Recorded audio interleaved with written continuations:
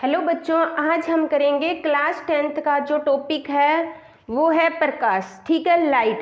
उसके बारे में अपने पढ़ेंगे कि प्रकाश क्या है, इसका क्या यूज है, इसके कितने प्रकार होते हैं, किस किस से होकर गुजरता है, कितने भाग है इसके क्या क्या नियम है। ठीक है। अब प्रकाश, अगर प्रकाश अपने जीवन में प्रकाश होगा तो कोई वस्तु अपने आसानी से देख सकते हैं। अंधकार में कोई वस्तु अपने नहीं देखते। हर चीज़ को देखने के लिए प्रकाश की आवश्यकता होती है। ठीक है। तो सबसे पहले अपने मेन इसके क्या क्या पॉइंट है पहले वो पढ़ेंगे, फिर इसके हिसाब से सीरियल वाइज। सबसे पहले आता है प्रकाश क्या होती है और किरण। प्रकाश की किरण क्या होती है? सूर्य से आने वाली प्रकाश की किरणें सीधी व सरल रेखा में हमेशा गमन करती है। जो भी किरणें होती है वो हमेशा सरल आकृति में गमन करेगी। टेढ़ी मेढ़ी जैसे सूर्य से जो प्रकाश की किरणें आती है ना वो हम तक पहुंचती है ना, तो हमेशा सीधी रेखा में ही गमन करती है। ठीक है। सूर्य से, अब सूर्य के बारे में क्या होता है? ऊर्जा का सबसे बड़ा प्राकृतिक स्रोत है। कौन सा? सूर्य। ठीक है। अपने को सूर्य ही सबसे बड़ा प्राकृतिक, कृत्रिम तो खूब सारे हैं लेकिन प्राकृतिक स्रोत सर्वश्रेष्ठ कौन सा है? सूर्य। उसके बाद होती है जैसे कोई वस्तु अपने देखते हैं, अगर प्रकाश होगा, ठीक है, हम तक पहुंचेगा तो अपनी कुछ ना कुछ छाया बनेगी। जैसे अपने खड़े हैं, धूप में खड़े हैं, कहीं खड़े तो अपनी परछाई होती है। ठीक है, छाया। वो छाया क्या होती है? जब प्रकाश की किरण अपारदर्शी जिसके अपने आर पार नहीं दे सकते, क्या होता है? अपारदर्शी का मतलब होता है जिसके अपने आर पार नहीं दे सकते, वस्तु से टकराती है। उस अपारदर्शी वस्तु से जो परछाई दिखाई देती है उसे हम छाया कहते हैं। एक होता है पारदर्शी, एक होता है अपारदर्शी।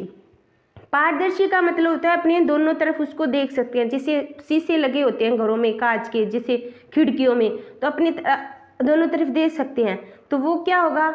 पारदर्शी होता है। अपारदर्शी होता है जिसको अपने को एक साइड में कोई शीशा है, जैसे अपना जो अपने घर में जो शीशा लगता है, ठीक है, तो उसको अपनी एक साइड में मतलब पेंट किया होता है, दूसरी एक साइड से अपने दोनों तरफ नहीं देख सकते ना, तो वो अपारदर्शी होता है। यानी जब प्रकाश की किरणें किसी अपारदर्शी वस्तु से टकराती है तो जो परछाई बनती है उस अपारदर्शी वस्तु से, तो उसे हम क्या कहते हैं?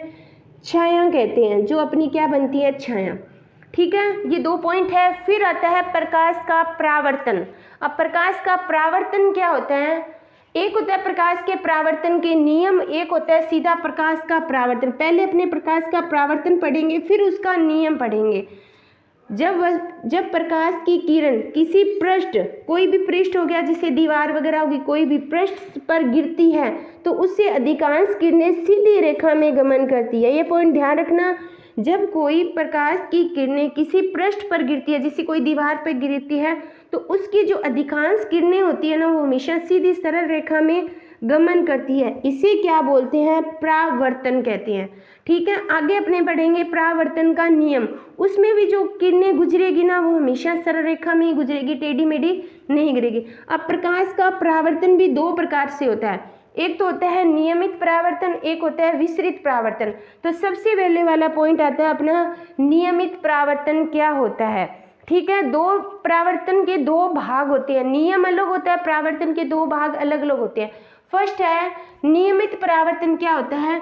जब वस्तु, जैसे डायग्राम से समझते हैं, ये कोई वस्तु है, कौन सी? चिकनी कोई वस्तु होगी, बिल्कुल समतल होगी, टेढ़ी मेढ़ी आकृति नहीं होगी नीचे, जैसे दीवार बिल्कुल फ्लैट होती है उसी कारण। जैसे मान लो इसको अपने दीवार मान लो या चिकनी कोई सतह मान लो, इससे जैसे प्रकाश की कोई किरण आएगी, इससे टकराएगी, टकराने के बाद वो वापस दूसरी दिशा में मुड़ जाएगी। जो यहाँ से सीधी रेखा में, यहाँ के मुड़ने के बाद भी वो सीधी रेखा में चली गई। ठीक है, फिर दूसरी किरणें आई, वो इससे टकराई, तो ये दो, पहली किरण और दूसरी किरण एक दूसरे के समांतर आई है, और दूसरी किरण और ये जो वापस गई है ये भी एक दूसरे के समांतर गई है।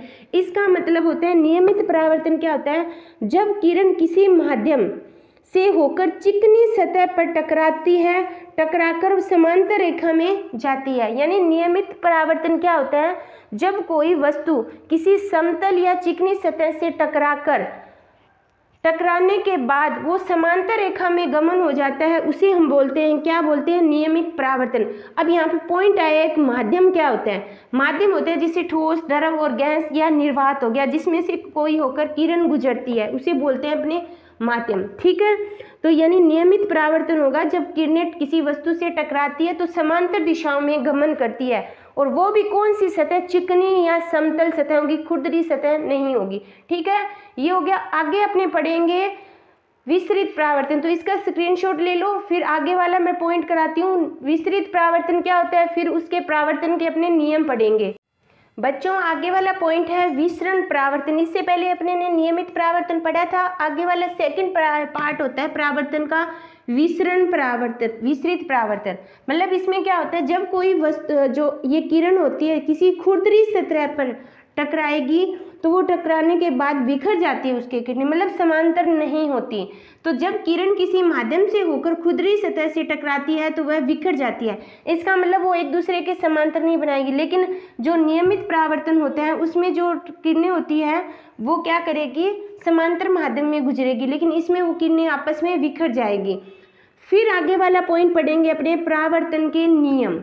अब नियम इसके दो होते हैं। जैसे मान लो ये कोई तल है अपना, ठीक है, यहाँ से कोई किरणें आई, इस तल से समतल तल हो गया, चिकनी सतह होगी, आपतन किरण होती है। यहाँ से टकराने के बाद ये जो वापस मुड़ती है ये होती है परावर्तन किरण, और ये जो बीच में लाइन होती है वो होता है अभिलंब, और यहाँ पे जो कोण बनेगा वो आपतन कोण बनेगा, आपतन कोण। ठीक है, और यहाँ पे जो कोण बनेगा वो बनेगा परावर्तन कोण।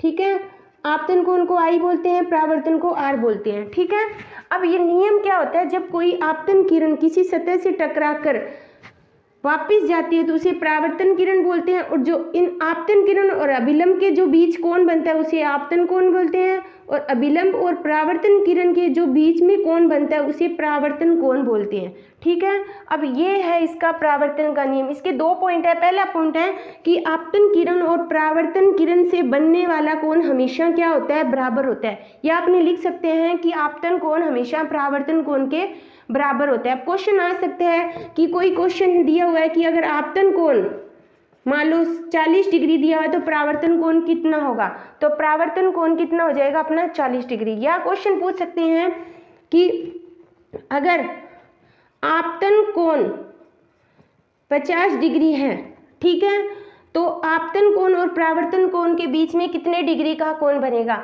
आपतन कोण 50 है और ये भी कितना है 50 है, तो दोनों के बीच कितने डिग्री का कोण बनेगा, 100 डिग्री का कोण बनेगा, क्योंकि आपतन कोण कोण बराबर है, ये दोनों बराबर होंगे तो 50 और 50 कितने हो गए 100। पहला तो पॉइंट ये है परावर्तन के नियम का। अब आते हैं सेकंड पॉइंट, क्या होता है कि आपतन किरण, ये कौन सी किरण है, आपतन किरण। सेकंड आती है परावर्तन किरण, ये कौन सी होगी, परावर्तन कोण। और अभिलंब बिंदु तीनों एक ही तल पर स्थित होते हैं, ये हो गया अपना सेकंड पॉइंट। परावर्तन के नियम के सिर्फ दो पॉइंट होता है, आपतन कोण परावर्तन कोण हमेशा बराबर होते हैं, आपतन किरण परावर्तन किरण और अभिलंब बिंदु तीनों एक ही तल पर स्थित होते हैं, ये हो गया परावर्तन के नियम। अब अपने पढ़ेंगे गोलीय लेंस। ठीक है, कौन कौन से होंगे, समतल दर्पण, उत्तल दर्पण और अवतल दर्पण। बच्चों आगे हम पढ़ेंगे गोलीय दर्पण। ठीक है, अब गोलीय दर्पण क्या होता है, ऐसा दर्पण जिनका पृष्ठ गोलीय होता है, गोलीय दर्पण।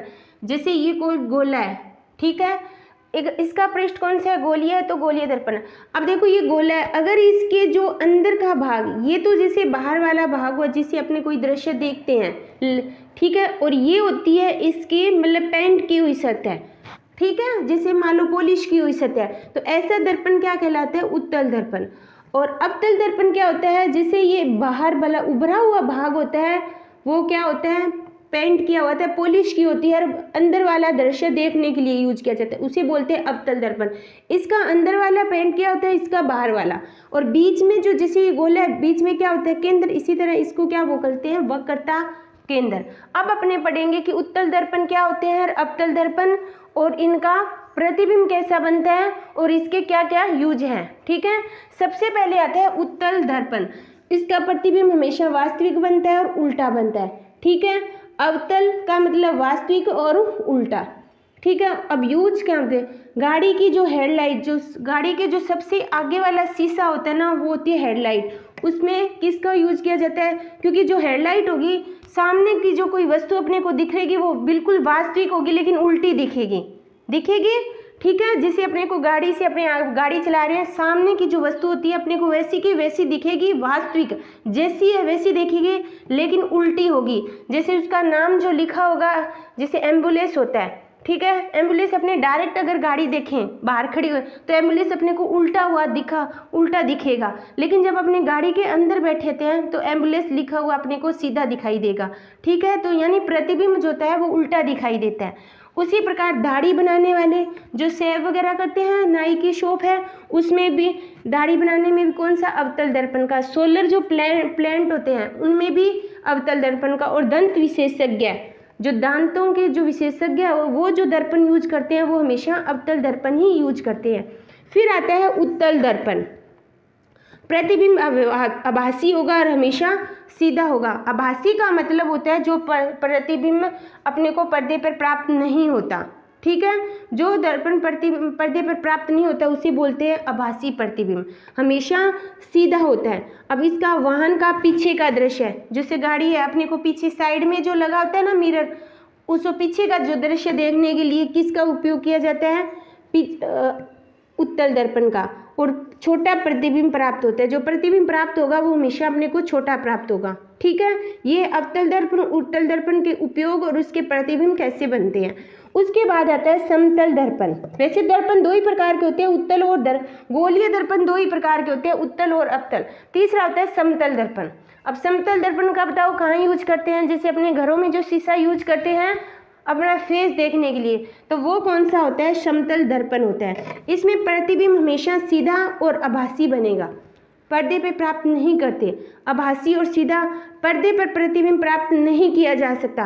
प्रतिबिंब वस्तु के बराबर होगा, जितनी अपनी वस्तु, जैसे अपने शीशे के आगे खड़े हैं, जितना अपना साइज है उतनी ही साइज का होगा, और जितनी दूरी पे अपने खड़े हैं उतनी दूरी पर अपना प्रतिबिंब दिखाई देगा। ये होता है समतल दर्पण, ठीक है। तो ये अपने ने पढ़ा है प्रकाश वाले टॉपिक का बेसिक नॉलेज, ठीक है। ये यहाँ पे टॉपिक अपना कंप्लीट होता है।